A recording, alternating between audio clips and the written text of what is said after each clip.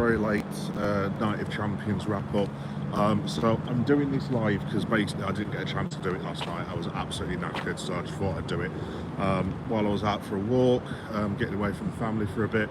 If you are in Leeds at some point watching this, yes, I am where you think I am. So yes, yeah, there it is. Anyway, Night of Champions. So I thought it was, for the most part, absolutely fantastic. Really enjoyed 4 out of the 6 matches, which is a good batting ratio, to be fair. Like I said, this will be uploaded later, so if you're not watching live, don't worry about it. I'm just going to go quickly through some of the matches and what happened. They're all available as shorts as well from my reactions last night on the channel. So that's Geek Boy Meta Does Wrestling. All my wrestling content's on there, so there's like AEW shows, WWE shows, loads of voice shorts, blah blah blah blah. So check it out if you want to. Anyway, so starting with the first match, it was Cody Rhodes versus Randy Orton. Straight off the bat, magnificent. One of the best matches I've seen this year by some considerable distance. It was just a superb exhibition of wrestling.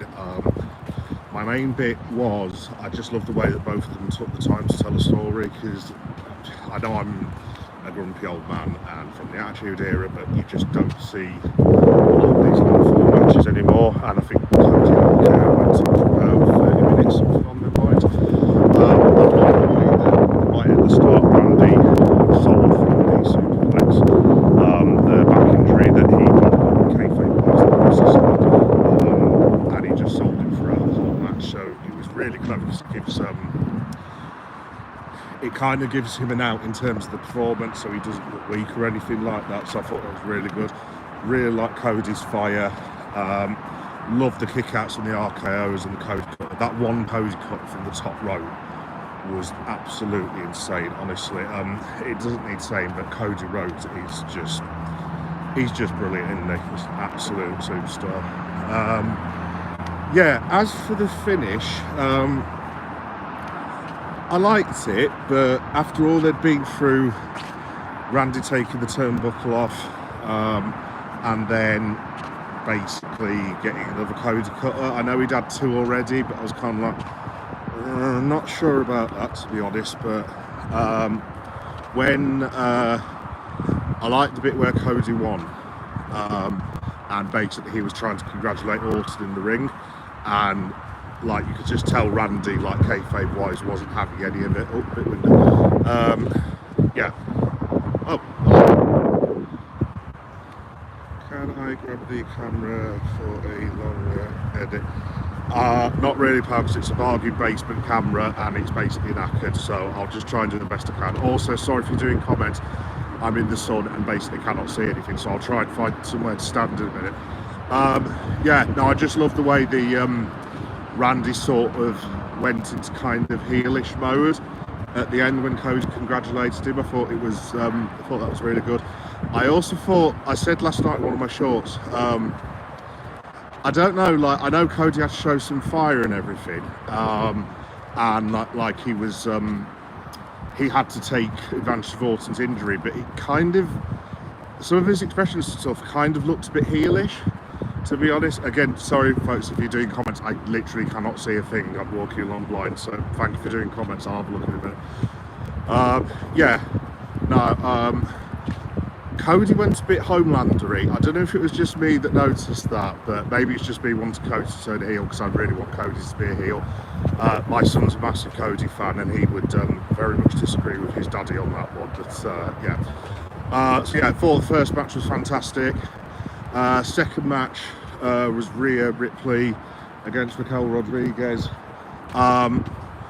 Do you know what? I absolutely loved this match as well. I loved the finish from the top for the table where Rhea set the table up, and then she did the riptide off the top of the table. That was quality. No, it was just a really good smash match. I really like the way that Rhea sold vulnerability as well, because obviously Rhea is usually like the biggest woman basically in the ring, give or take very few exceptions, and I just love the way that she looked vulnerable. Like there were some times she was just like, I cannot beat this woman kind of thing.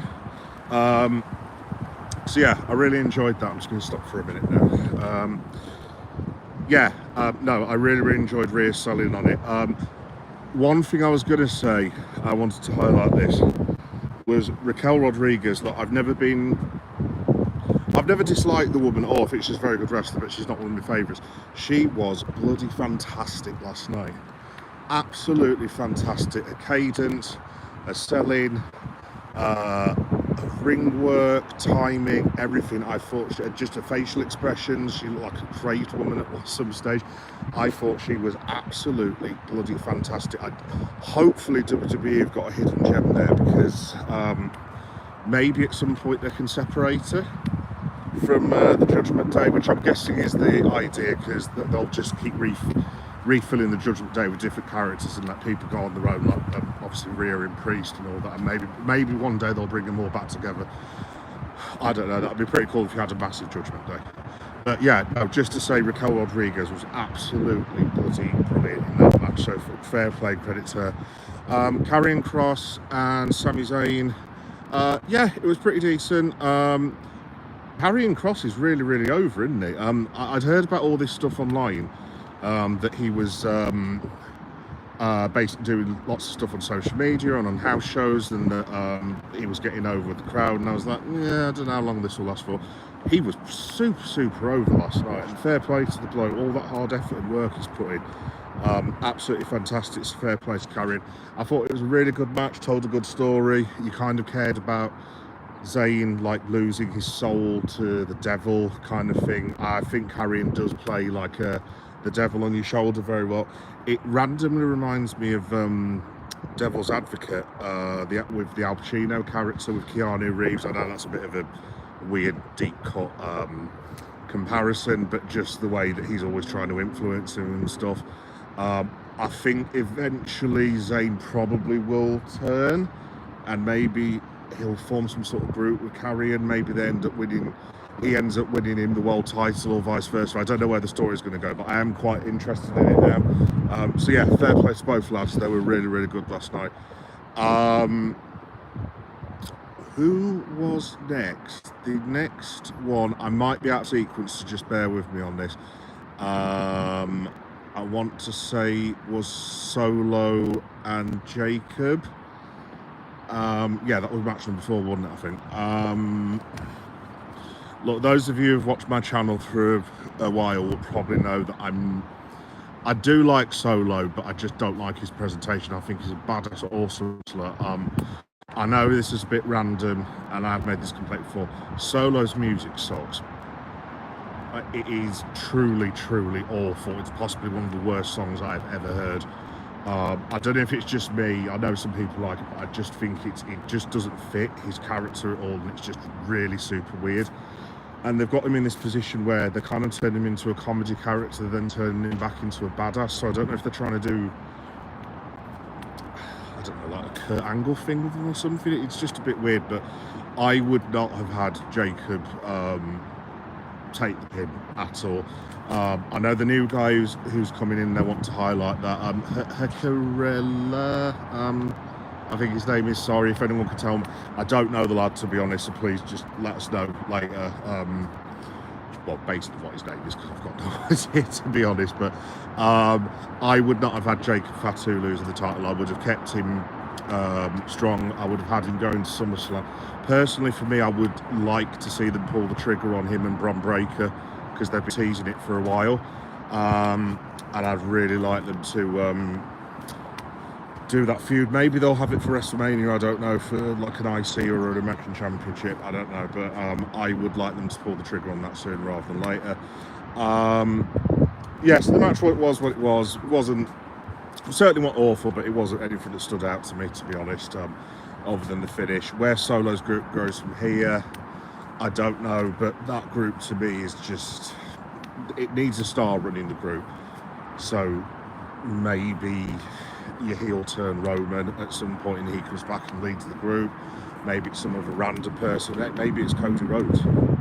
That would be a bit stupid, wouldn't it? But yeah, they need someone other than Solo running that group, in my opinion. It kind of took a downfall from there, the pay-per-view, until the last match. Jade Cargill versus Asuka. look, it wasn't either woman's fault as such. I just didn't really like the match, to be honest. I just thought the pacing was a bit off. I thought both women tried their absolute best, but I'm not going to comment on it too much. So I don't like taking the mick out of the wrestlers at the end of the day, because they're all trying the hardest. It just didn't work for me. I just didn't think it was great, and that's all I'll really say about it. Jade winning, I suppose, opens up the door to my girl Naomi cashing in, because my prediction would be that it's going to be Tiffy Stratton versus Jade Cargill. I think they might triple threat it and have Bianca Belair as and turn it into a triple threat match somehow. I think basically Jade goes over, and then you've either got two options. You have Naomi cashing in because Tiffy and Bianca are too knackered to put up a fight, or you have randomly Bianca turning on Jade at the end, and it was yes, this was the plan all along kind of thing.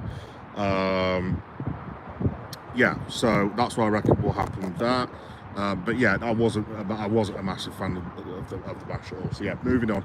And then obviously you had the Punk versus John Cena. First half of the match, I was like, ooh, this ain't great, to be honest. But I thought as the match kicked in, because the first half of the match, it was just like, oh yeah, it was like the Stones just playing the greatest hits and not being asked kind of thing. Second half of the match really kicked into gear. I thought the run-ins were well timed. I like the fact they're involving Penta as well, so it's like they've got loads of people against Seth's group. I like when Bron came in, obviously, because he's one of my favourite wrestlers. Sami Zayn, when he came in, that was cool as well. I love the bit when Cena knocked out Charles Robinson. That was one of the funniest things I've ever seen in my entire life.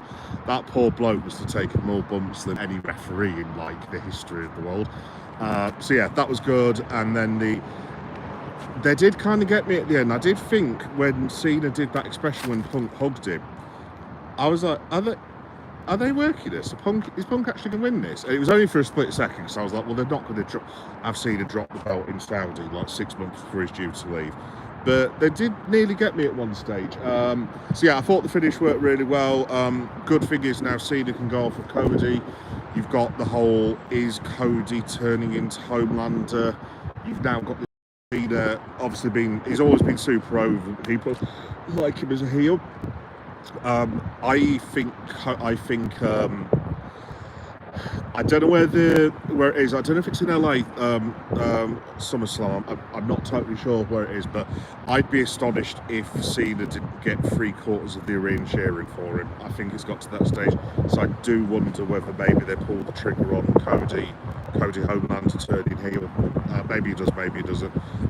Now you've moved Punk away successfully from Cena as well. He can chase after Rollins, but obviously he needs backup, so you're thinking to yourself, well, it's going to be a tag match in SummerSlam.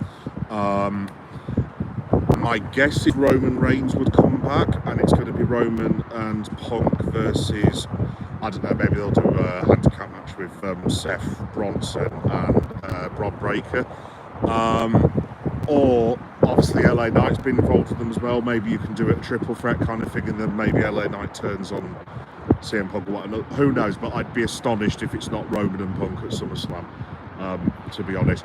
I know Roman is shooting Street Fighter soon. I think that's like mid-August, so I wouldn't be surprised at all if Roman Reigns turns up tomorrow at Raw for a build for SummerSlam, because SummerSlam's like, what?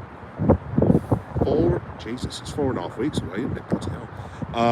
Yeah, so anyway, I'm going to stop rambling, folks, because I have other stuff to do involving the channel and just life and stuff. So yeah, thanks everyone for watching. Really sorry about to the gentleman about the camera. Like I said, I'm still working out the kinks of all the technology and stuff, so I do apologise if I've not read anyone's comments. Like I said, it's like you can barely see leads. It's like burning hot, so I literally can't see a single. So thank you everyone for watching. Like I said, this will be available as a video, hopefully in the next couple of minutes. So yeah, if you want to watch it later, you can do. If not, thanks everyone for watching. couple of things. I will, well, this week wrestling-wise, I'll be covering Monday Night Raw live tomorrow night, so there'll be shorts and hopefully a vlog. I will do my a wrestling story podcast directly afterwards, because I usually do it after Monday Night Raw, so I might even do that live actually, to be fair, but now I've got the technology, so yeah, that'll be sort of late Monday. Wrestling wise as well, I will be vlogging for AEW Dynamite on very early hours Thursday morning, because I'm going to try and start watching it. I'm going to be getting like a, what's it called, like a supporters pass at some point. But yeah, I will be doing AEW anyway, and then covering SmackDown. Obviously I'll cover Evolution and what's the other one? Saturday Night's Main Event. Oh yes, now I've managed to double book myself, because as part of my 3-year anniversary, I'm meant to be watching All In AEW. I'm going to watch, but I've just noticed, I think it's at the same time of Night as Champions, so what I'm going to do is I'm going to order the AEW pay-per-view, and then I'm going to have that on my main TV, and I'm going to have Saturday Night's Main Event on the laptop, so I'm going to try and watch both at the same time if I can do, but just to make you aware, it'll probably be more AEW based for that one. Also wrestling wise, I'm going to be at Sheffield Rev Pro, which is a UK promotion which some of you guys might have heard of. Not seen it before, but heard really good things. Obviously Osprey and Gabe Kidd have worked there, Michael Echo. So yeah, really looking forward to that. That's on July the 27th, I think. And then the week after, I'll be hopefully watching SummerSlam live in a bar, and also vlogging with my friends, so I'm not entirely sure how that's going to work, and it could get a bit messy, so I do apologise in advance. And also, just before I go, I'm going to be at AEW Forbidden Door at the O2 Arena, and also for the people of Leeds, I'm going to be at WWE Leeds in Leeds, basically. So yeah, that's the first direct arena at like I want to say it's August 27th, something along them lines. Yeah, cool. So that's all my wrestling stuff anyway. And if you want to check out the channel, there's loads of other things I do. Football, Liverpool, Comic Cons, Pride, horror. They're all in sections. I do like 3 podcasts as well, usually once weekly. So yeah, if you want to check any of my stuff out, you can do. Yeah, anyway, cool. I'm going to head off. So thanks everyone for watching. Sorry about technical issues, not answering comments. Yeah, thanks everyone for watching, and I will see you all for another one of these very soon. Bye bye.